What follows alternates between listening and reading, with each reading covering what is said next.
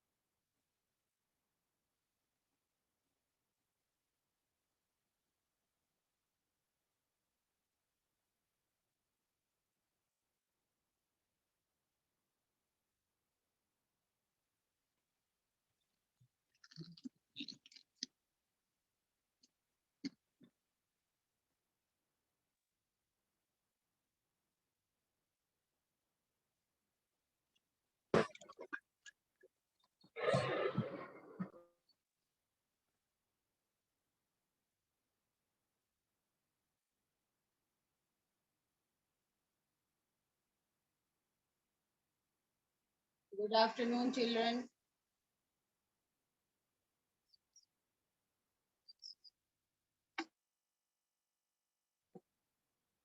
Nan,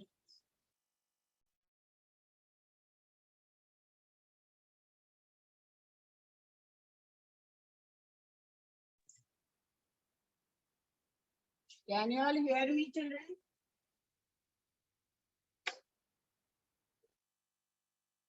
Good morning, ma'am. Yeah, good afternoon, all of you.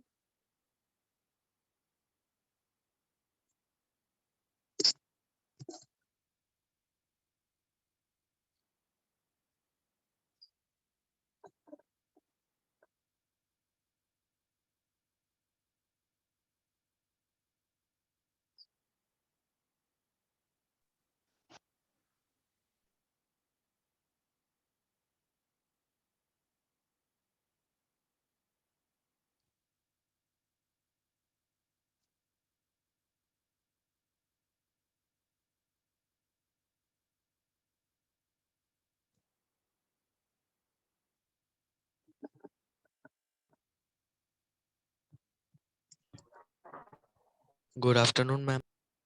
Yeah, good afternoon. Good afternoon, children.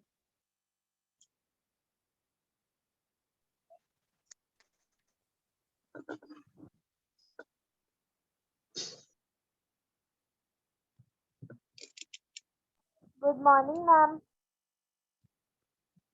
Good afternoon.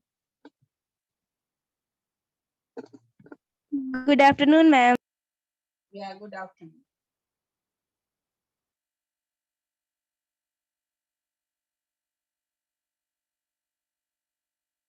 Ma'am, today which chapter we will do?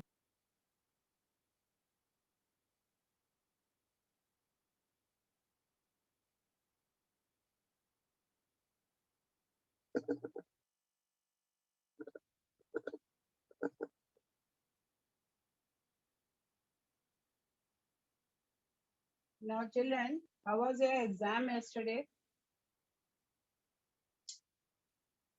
Ma'am, good. Ma'am, very good. I have not seen your copy, but I have seen that in other sections, a blunder was done over there. क्या किए थे blunder आप लोग? Refraction और reflection में अंतर पता है? Yes, ma'am. तो क्लास 8 में क्या पढ़ रहे हो? रिफ्रैक्शन पढ़ रहे हो कि रिफ्लेक्शन पढ़ रहे हो? Refraction. Ma'am, refraction. Refraction. In that there is bending of light rays. A reflection में bouncing back of light rays होता है. You have rules of Yes, ma'am. refraction दिया हुआ है, तो rules of reflection क्यों लिखे हो तुमने? Why have you written all this type of? Why have you done this type of mistake? अगर ऐसा किए हो तब तो जो हम लोग पढ़े हैं उसका कोई मतलब ही नहीं है. That means you have not understood anything in that chapter. Reflection means bouncing back, जो आप लोग क्लास 7th में पढ़ रहे थे. यहाँ जो बेंडिंग ऑफ लाइट रेज है उसका क्या रूल है? Tell me the first rule. The bending of light ray from medium A to medium B. वैसे लिखना है, ठीक से बोलिए. फर्स्ट रूल क्या होता है? यही सब उल्टा पुल्टा लिखे हो तुम लोग. बेंडिंग ऑफ लाइट है, ठीक है. तो उसके बाद और क्या है? Tell the Ma'am, there appropriate. are two rules of refraction. Yes, what are they? Ma'am, when light coming from medium A from denser to rarer, it bends away from normal, and when the light comes from rarer to denser, it bends towards the normal. तो ये correct है. तो but what have you all done? आप लोगों ने, बहुत सारे बच्चों ने ये मिस्टेक किया. Only in, I am not talking about your section.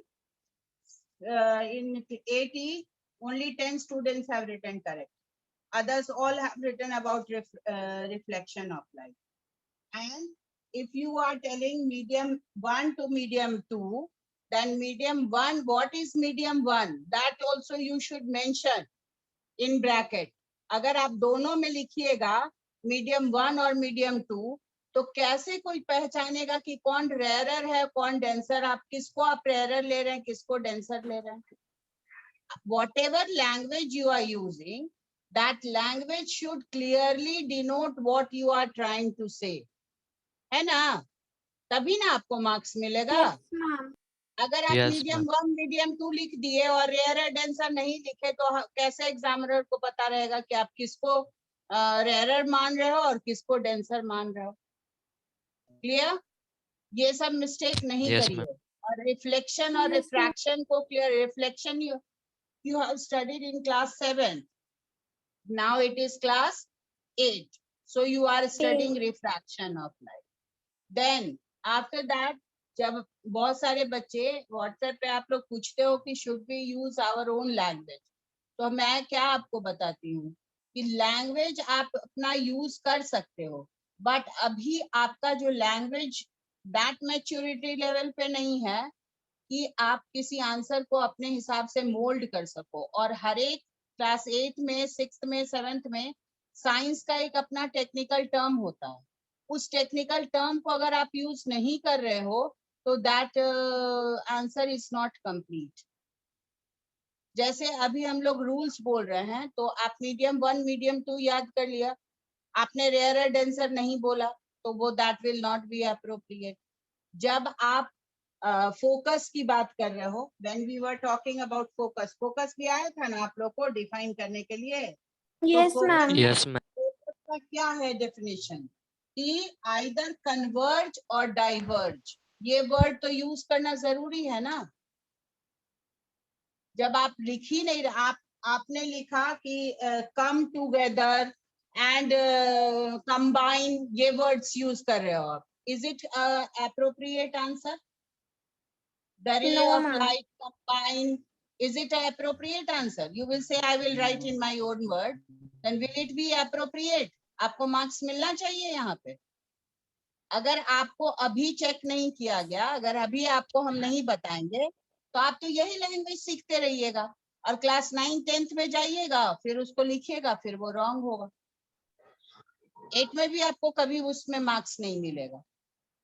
So children, that is why I tell you कि appropriate answer जो आपके बुक में है उसको अभी लर्न करने का टेंडेंसी रखो. जब आपके टंग में वो अडेप्ट हो जाएगा वर्ड उस सेंस में, तब आप अपना लैंग्वेज कुछ भी यूज है. कंबाइन, मीट, ये सब वर्ड नहीं करना है, नहीं यूज करना है. So you read the appropriate answer which is given in your book. ठीक है? This is very important. अभी ये सब सीखना बहुत जरूरी है.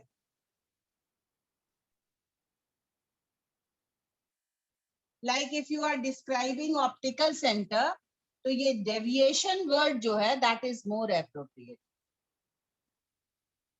Definition of optical center, A ray of light passing through the optical center of a lens goes straight through it without undergoing any bending. Undergoing any bending is a correct word, but deviation is also appropriate. तो आपको ये learn करना जरूरी है. That what I wanted to tell. Clear? So इसलिए learn करना सीखो. Just have the habit of learning.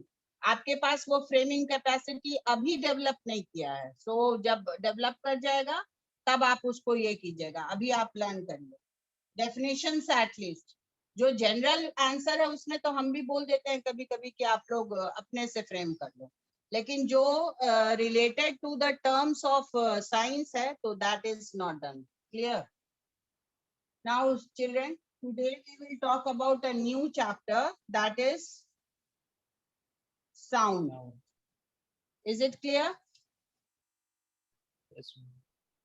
ठीक है. Yes, ma'am. ये चैप्टर नंबर Yes, ma'am. ये आपका चैप्टर Yes, नंबर ma'am. 12 है. Chapter 12 of your book.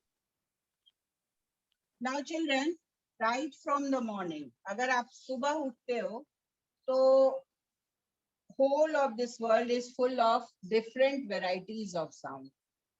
जैसे ही आप बेड से उठते हो आप बर्ड्स का हमिंग सुनते होगे या उसका अलग अलग तरह का टोन सुनते होगे. एनिमल्स का आवाज सुनते हैं, मशीन का आवाज सुनते हैं, सब ये म्यूजिक सिस्टम का आवाज सुनते हैं, टेलीविजन सेट का आवाज सुनते हैं. These all produce sound, but do you know how the sound is produced?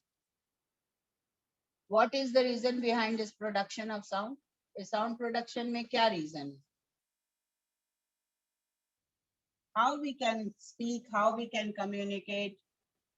So in this chapter, children, we are going to see that what all we will study here, that is causes of generation of sound. How sound is produced, we will see in this chapter, or we will study reason for differences in sound from different sources. What is the reason behind the differences in sound of different sources?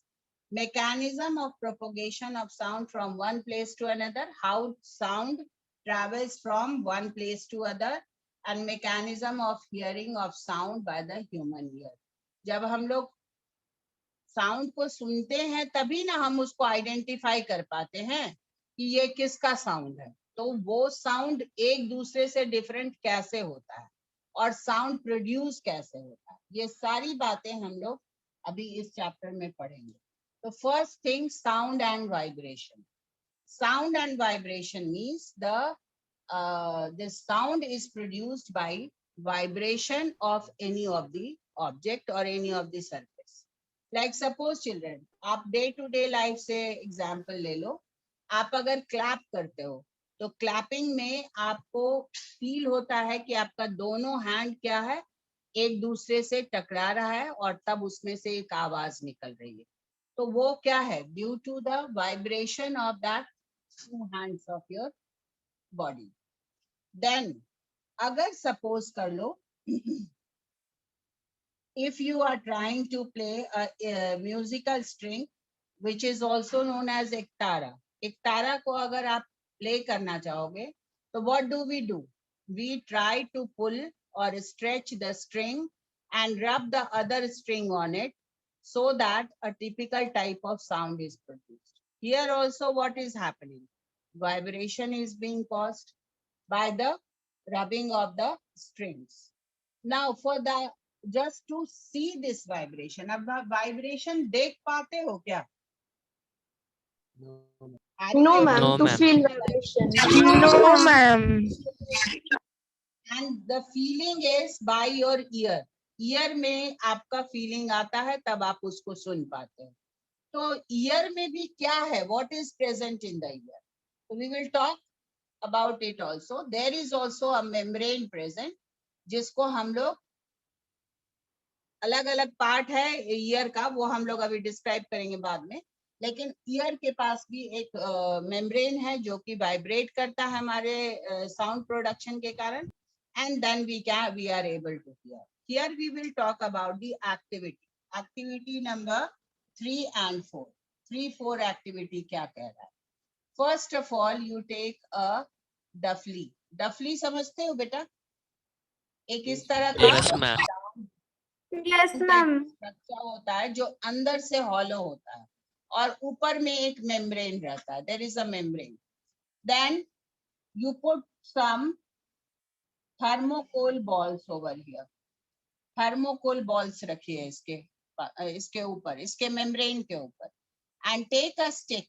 एक stick से बीच में एक जोड़ hit लगाइए. What will happen? Thermocol balls will. Will बोलो. Ma'am, thermocol balls will up down हाँ, will on the jump drum. up and down. Jump. And Yes. that will jump up and down.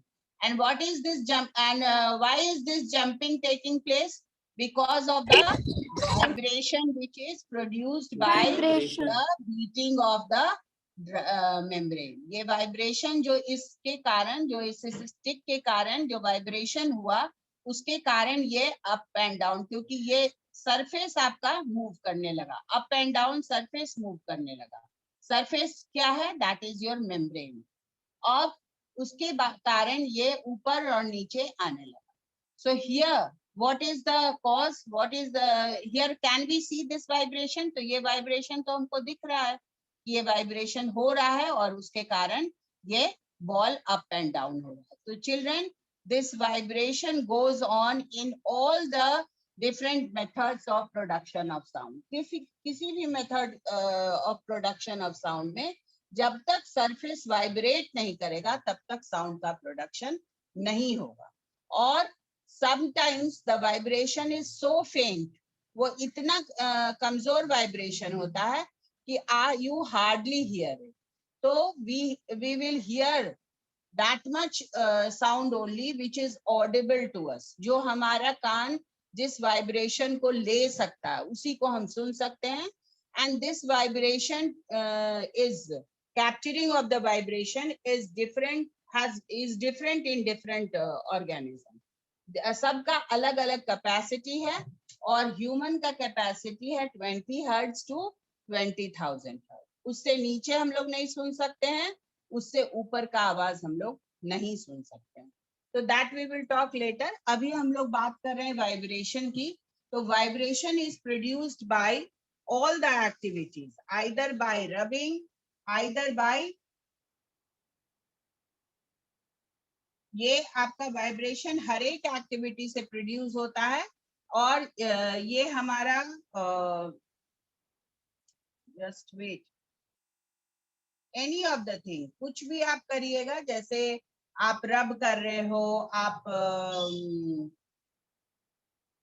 पुल कर रहे हो, stretch कर रहे हो, any of the activities what you are doing, that will produce vibration. Maybe ऐसा हो सकता है कि आपका उसमें वाइब्रेशन जो प्रोड्यूस हो रहा है वो आपके ईयर तक कैच नहीं हो रहा. लाइक सपोज ब्लोइंग, आप फ्लूट में क्या करते हो? ब्लो करते हो. गिटार में क्या करते हो? यू जस्ट स्ट्रेच्ड वायर को आप रिदम में लाकर बीट करते हो, उसको स्ट्रेच करते हो दूसरे चीज से. और ड्रम में क्या करते हो? बीटिंग करते हो. देन जल तरंग, जल तरंग समझते हो ना बेटा आप लोग? There is a type of instrument, इस तरह का डिफरेंट साइजेस का बाउल होता है और इसमें वाटर फील्ड होता है. ये वाटर फील्ड है और जब आप हिट करोगे तो जितना कैपेसिटी, जितना बड़ा वो होगा या जितना छोटा, उसके हिसाब से production of sound will increase and decrease. बड़ा वाला ज्यादा, छोटा वाला उससे कम, और दैट विल गो ऑन. तो we are producing sound by different activities. और बेसिक कॉज क्या है? The basic cause of vibration is, basic cause of production of sound is vibration. So अगर हम स्ट्राइक करें, शेक करें, ब्लो करें, रब करें या प्लग करें, ये सब activities, all the activities they produce sound. And this is the basis of production of sound in different types of musical instrument. अलग अलग तरह का म्यूजिकल इंस्ट्रूमेंट है. लाइक स्ट्राइकिंग, स्ट्राइकिंग हम लोग किस में करते हैं? कौन से म्यूजिकल इंस्ट्रूमेंट में? Ma'am, guitar. हाँ, गिटार में स्ट्राइकिंग है, ठीक है, सितार में भी है। Then shaking, shaking, Ma'am, santoor. हाँ ठीक है। देन ब्लोइंग, शेकिंग में संतूर नहीं होगा। Flute. शेकिंग आप जैसे, हाँ मैम शेकिंग में ड्रम होगा। नहीं, Ma'am, ड्रम नहीं। ma'am, एक देखते होंगे ना, एक राउंड टाइप का इंस्ट्रूमेंट यूज Yes, किया ma'am. जाता है। झुनझुना टाइप का रहता है. हाँ हाँ हाँ। और ये आप लेजियम ले लो, लेजियम जो होता है जिसमें रिंग रिंग टाइप का बेल लगा रहता है और उसको हम लोग इस तरह Yes, से ma'am. मोड़ करके और साउंड प्रोड्यूस करते हैं, तो उसको शेकिंग कह सकते हैं। और ये एक तरह का माइक टाइप का होता है, बहुत डेकोरेटेड होता है इस तरह से। और इसको म्यूजिक जो यस मैम। म्यूजिशियंस होते हैं उसको टाइम टू टाइम शेक करते हैं और उससे एक पर्टिकुलर टाइप का साउंड निकलता है। ब्लोइंग, ब्लोइंग हम फ्लूट में करते हैं। Flute. जो फ्लूट। बांसुरी होता है, बांसुरी में हम ब्लोइंग करते हैं और ब्लोइंग के कारण हमारा ये प्रोड्यूस होता है। हाँ What do you ma'am want? Trumpet भी होता है, ट्रम्पेट। हाँ हाँ, ट्रम्पेट। देन उसके बाद रबिंग, रबिंग किस में करते हैं? tabla. उसको तो स्ट्राइक बोल सकते हो। रबिंग आप कह सकते हो इसमें एक तारा, एक तारा में भी हम लोग रबिंग ही कर रहे हैं, ठीक है। प्लकिंग, प्लकिंग हम लोग गिटार में करते हैं, Ma'am, गिटार में प्लकिंग, ठीक है। So we have got different type of musical instrument based on this activity. Now, एक activity है, in one sense children we can say that, एक sense में हम लोग कह सकते हैं ना कि the sound is also a type of energy. Yes, ma'am. Yes or no? yes, ma'am. Yes ma'am. Sound भी एक एनर्जी है, क्योंकि उससे हम लोग को क्या होता है, वाइब्रेशन प्रोड्यूस होता है और उससे भी हम लोग कोई भी चीज को वर्क भी कर सकते हैं। जैसे सपोज कर लो, आप एक एक्टिविटी में ही आपका डिस्क्राइब्ड है, एक टिन बॉक्स ले लीजिए और इसके ऊपर वाले सरफेस पर एकदम टाइट रबर बैंड से आप एक बलून का लेयर लगा दो, एकदम उसका मेम्ब्रेन को फ्लैट करके, और इस पर आप फिक्स कर दो और इसके ऊपर आप कुछ थर्मोकोल बॉल डालो, put it, and then you blow hard over this from नीचे में, नीचे से आपका ये ओपन है, it is open from the down. Then if you are going to shout loudly, आप देखोगे ये जो मेम्ब्रेन है, this membrane is starts vibrating, and due to that the lighter thermocol ball that will also jump, ये भी jump करने लगे। So what does it do? That blowing which you are doing from the other side of the box, that is helping to produce a vibration in this membrane, and that membrane shows its reaction by making the thermocol ball up and down, jump up and down. Is it clear to all of you? Yes, ma'am. Yes, ma'am. तो यहाँ Yes, तक आप ma'am. लोग को कोई confusion है क्या? No, ma'am. No, ma'am. Okay, then एक बार हम लोग इसको थोड़ा पढ़ लेते हैं, उसके बाद आगे बढ़ेंगे। Read Ma'am, it. can I read? कोई भी, हाँ। Okay, ma'am. Chapter number 12, Sound. We live in a world full of sounds. Sound and music are a regular part of our everyday sensory experience. We hear sound from various sources: human, birds, animals, vehicles, machines, television sets, music systems, and so on. We communicate with one another by speaking, hearing, and replying to speaking. Sound in needed plays a very important role in our life. Activity 1. Get up early in the morning. Make a list of sounds you hear in your surroundings. Which of these you find pleasant? Are there some unpleasant sounds also? Science or reorganize sound as an integral and essential part of nature. It is important, therefore, to try to understand its various features and properties. The basic concepts concerning sounds are the first, cause of generation of sound. Second, reason for differences in sound from different sources. Third, mechanism of propagation of sound from one place to another, and mechanism of hearing of sound by the human ears. We now try to get some understanding of these basic concepts. Sound and vibrations. Sounds. We usually think of the word sound whenever we have a sense of hearing in our ears. We therefore usually say that sound is a form of energy which produces the sensation of hearing in our ears. We all are familiar with different forms of energy like mechanical energy, heat energy, and so on. We also know that one form of energy can be converted into another form. When we clap our hands, a sound is produced. Let us pause and think as to which form of energy did we use to produce sound. We now know that we can produce sound by striking, shaking, blowing, rubbing, or plugging different objects. A close look at all these situations shows that in all these cases, we actually set one or another objects into vibration. It is this vibration that produce sound. Whenever a source produces a sound, there are always some vibration linked with it. We can therefore think of vibration as the basic cause of all sounds. Let us verify this conclusion through some simple activities. Activity number 2. Take an ektara, a simple single string musical instrument, pluck its wire gently and let it go. The wire is seen to vibrate. At the same time, it produces a musical sound.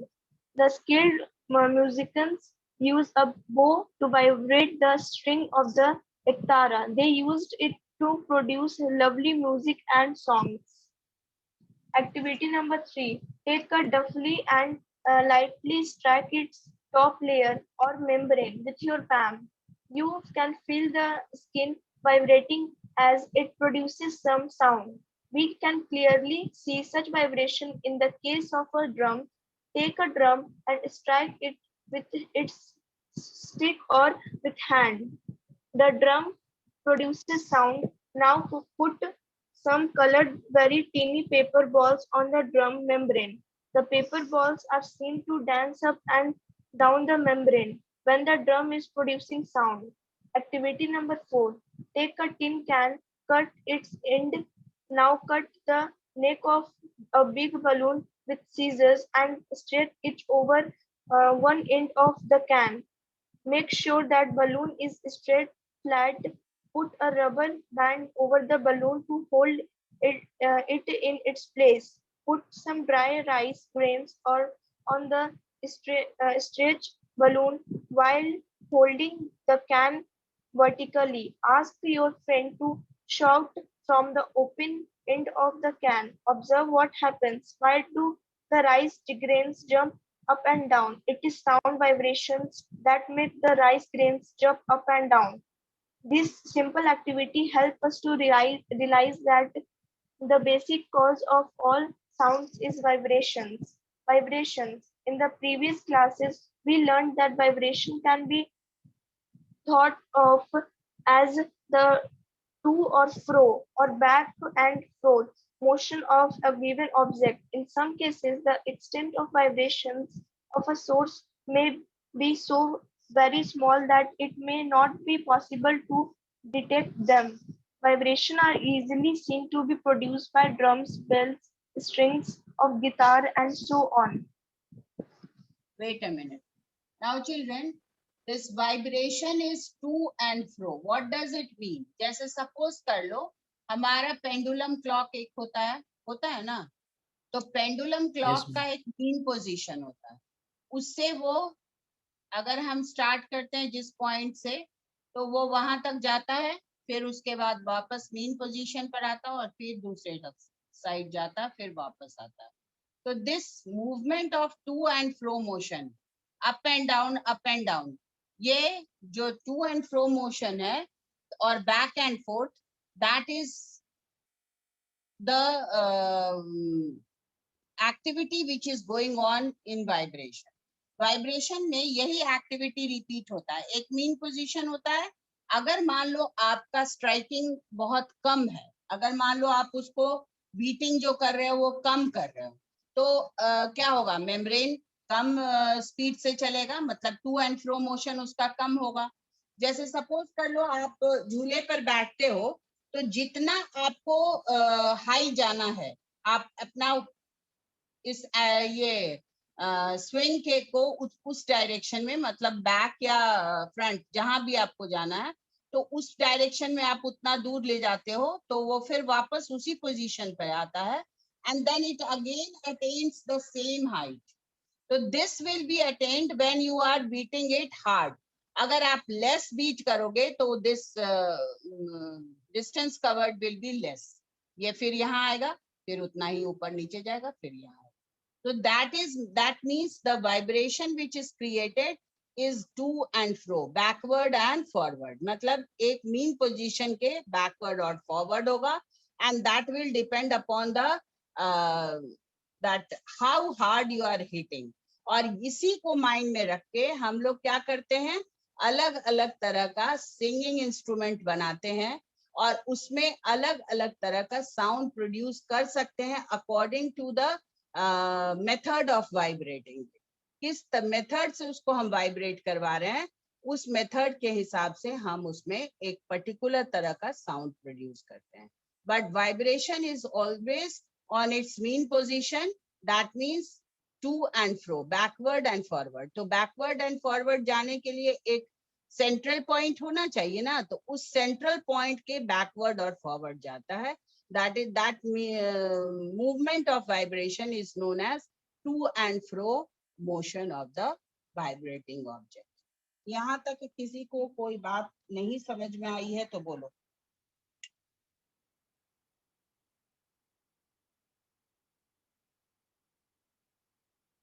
All of you have understood? Yes, ma'am. ठीक है, so we will come to the next topic. एक दूसरा topic पे आएंगे, and that is related how sound is produced in human beings. Now anybody can tell me what is there in human beings that produces sound? कौन सा special organ या structure है जिससे sound? Ma'am, voice box. vocal cord, vocal Voice box. Voice box, Vocal cord. हाँ ठीक है। So this ये vocal voice box और vocal cord, where it is present, कहाँ पर प्रेजेंट होता है? In our neck. foot, In our neck region। Ma'am, तो क्या, हाँ foot, रीजन में होता है। चिल्ड्रन टेल मी, जो साउंड हम प्रोड्यूस करते हैं या हमारे वॉइस बॉक्स से प्रोड्यूस होता है, उसमें भी क्या वाइब्रेशन होता है? Yes. yes no, ma'am. ma'am. No ma'am, कौन नो बोल रहा है? वाइब्रेशन होता है। We also the in the voice box, when we inhale air, then through the vocal cord this vibration is produced, and that will depend upon the tightness of the vocal cord. ये जो difference होता है male voice में, female voice में, अलग अलग person के voice में, उसका मेन बेसिक कॉज क्या है कि अगर मान लीजिए आप, और जैसे जैसे आपका एज होगा उसके हिसाब से उस मसल्स में, वोकल कॉर्ड के मसल्स में उसका स्ट्रेचेबिलिटी कमजोर हो सकता है।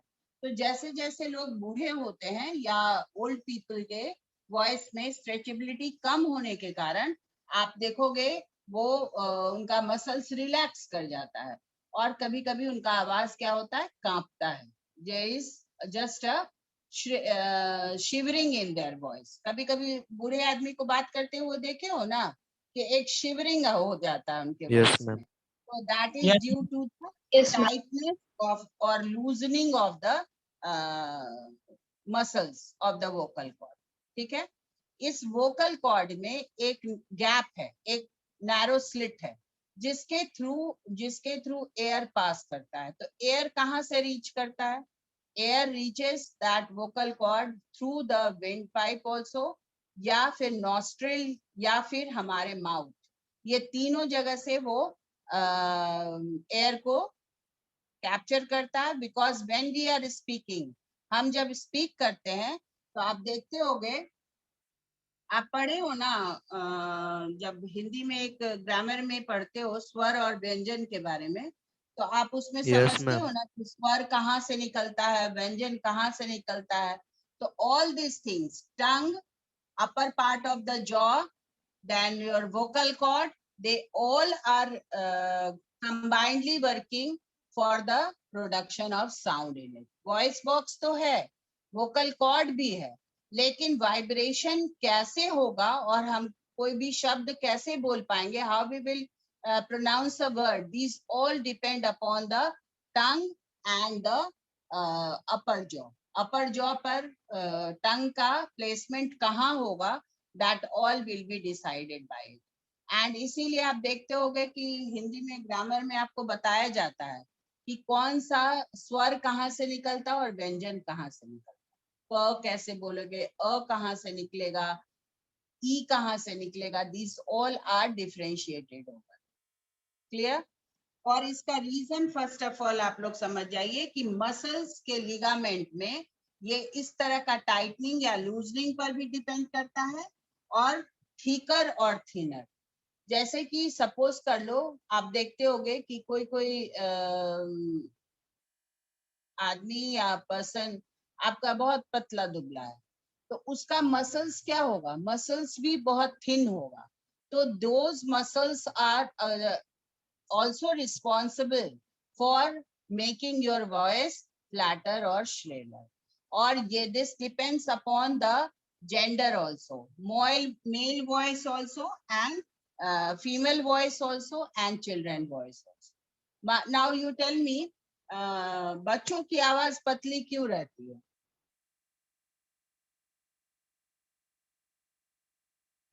क्यों रहेगी पतली, ये बताओ।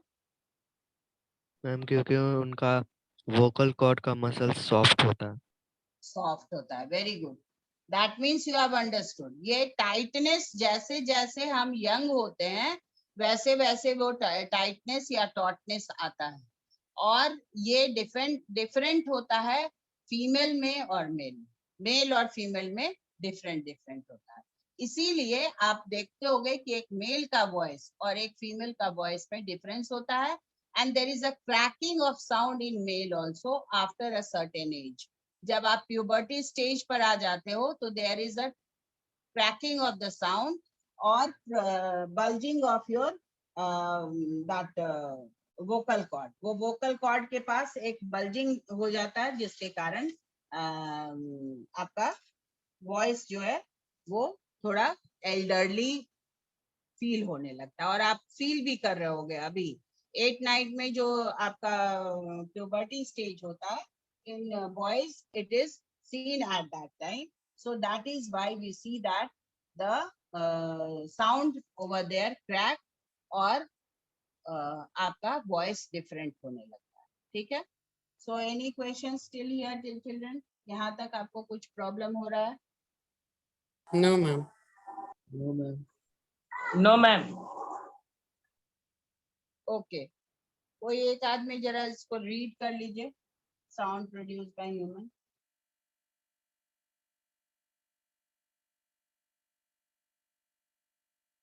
Read it quickly, जो अभी पढ़ रहे थे वही Yes, पढ़ो। ma'am. Okay, ma'am. Sound produced by human. As human beings, we all are fond of hearing the sound of our family members, friends, neighbors, and of course, great singers, both past and present. How do we human produce sound? What vibrates in our body system that helps everyone of us to produce our characteristic sound? It is the voice box or the larynx of the human body system that helps us to produce